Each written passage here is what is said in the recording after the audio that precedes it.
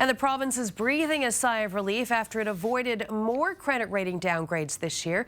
Standard & Poor's and DBRs have both held the government's credit rating steady, even though there was a downgrade by Moody's during the summer.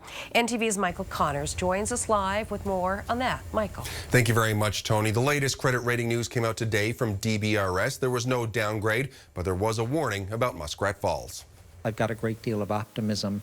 Finance Minister Tom Osborne was pleased with the latest news. Today, DBRS kept the province's credit rating at A low with a stable trend, while back in August, Standard & Poor's affirmed an A rating.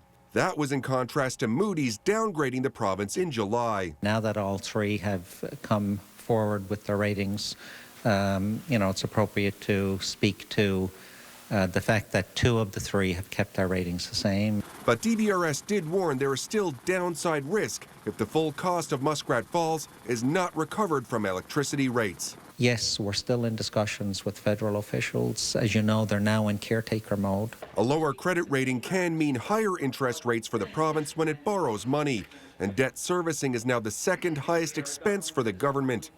This year's budget calls for $1.2 billion in borrowing.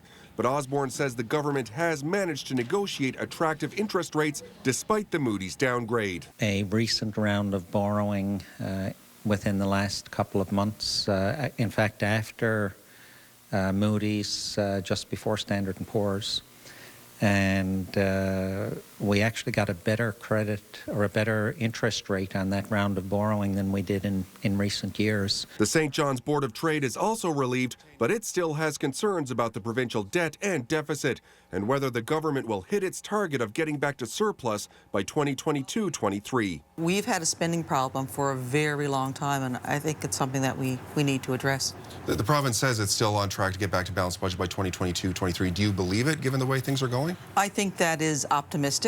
We face volatility in oil prices. We face volatility in mineral prices. I'm still focused on returning the surplus, but I won't sacrifice services in order to get there. With a minority government, Minister Osborne says he is willing to hear ideas from the other parties in the House of Assembly about how to reduce expenditures. Tony?